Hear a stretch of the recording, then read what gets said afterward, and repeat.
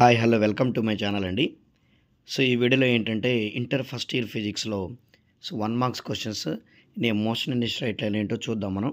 So ఈ మారేటువంటి syllabus ప్రకారంగా ప్రతి చాప్టర్లో మనకి 1 మార్క్స్ క్వశ్చన్స్ చాలా చాలా ఇంపార్టెంట్ కాబట్టి సో ఆ మోషన్ ఇన్ స్ట్రైట్ లైన్లో ఉన్నటువంటి 1 మార్క్స్ క్వశ్చన్స్ ఏంటి చూద్దాం. అలాగే మన ఛానల్లో రిమైనింగ్ చాప్టర్స్ యొక్క అన్ని 1 మార్క్స్ క్వశ్చన్స్, 2 మార్క్స్ అలాగే 4 మార్క్స్ ప్రాబ్లమ్స్, 4 మార్క్స్ క్వశ్చన్స్ ఏంటి, 8 మార్క్స్ ఇవన్నీ కూడా మీకు నేను వీడియో చేస్తూ ఉంటాను. So please subscribe my channel అనమాట. సో లెట్స్ మన టాపిక్లోకి వెళ్ళిపోతే ఇక మోషన్ ఇన్ స్ట్రైట్ లైన్లో ఉన్నటువంటి 1 మార్క్స్ క్వశ్చన్స్ విత్ మీకు ఆన్సర్స్ కూడా చూపిస్తాను చూడండి. అక్కడ పక్కన ఆన్సర్ కూడా ఉంది.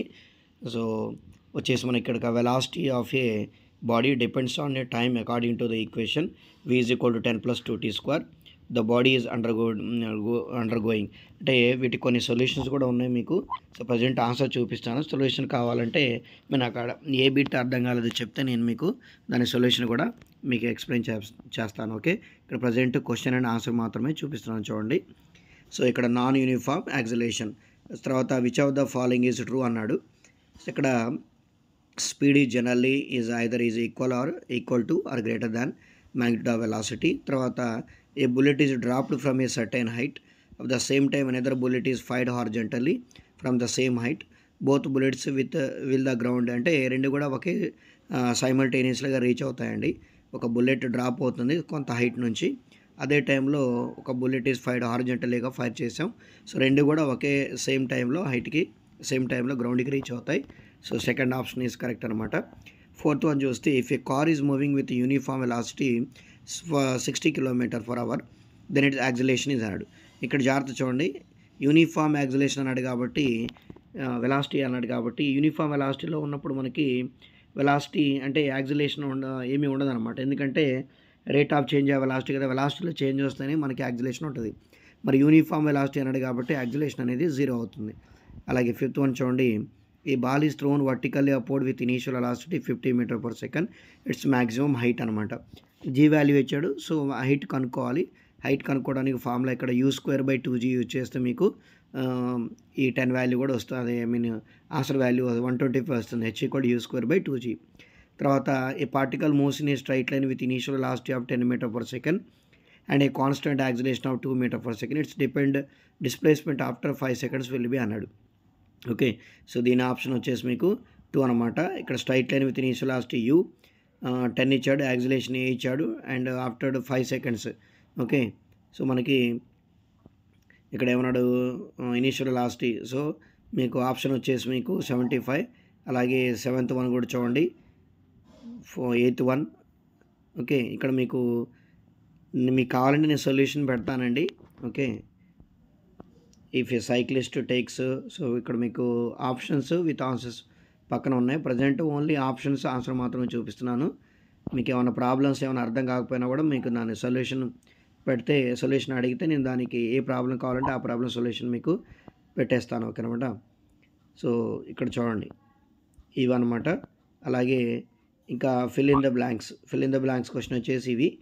Dash deals with the study of motion of object without taking into account the factors which cause the motion.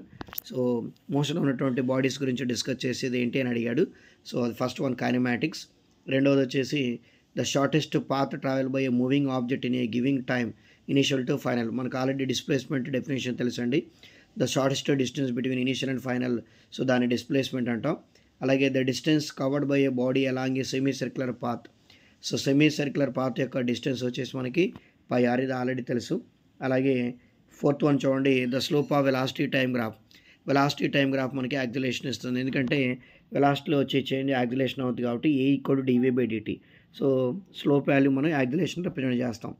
అలాగే the slope of displacement time graph, displacement time అంటే డిస్ప్లేస్మెంట్లో వచ్చే చేంజ్ వెలాసిటీ కాబట్టి నా v = ds/dt కాబట్టి velocity represent చేస్తాం.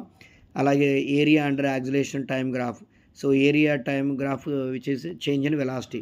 ఎందుకంటే వెలాసిటీలో వచ్చే change acceleration కాబట్టి మనకి సో యాక్సిలేషన్ టైమ్ గ్రాఫ్ అనేది వెలాసిటీలో వచ్చే చేంజ్ని రిప్రజెంట్ చేస్తుంది అనమాట. అలాగే the acceleration of the body moving with uniform velocity, ఇందాక మనం చెప్పుకున్నాం.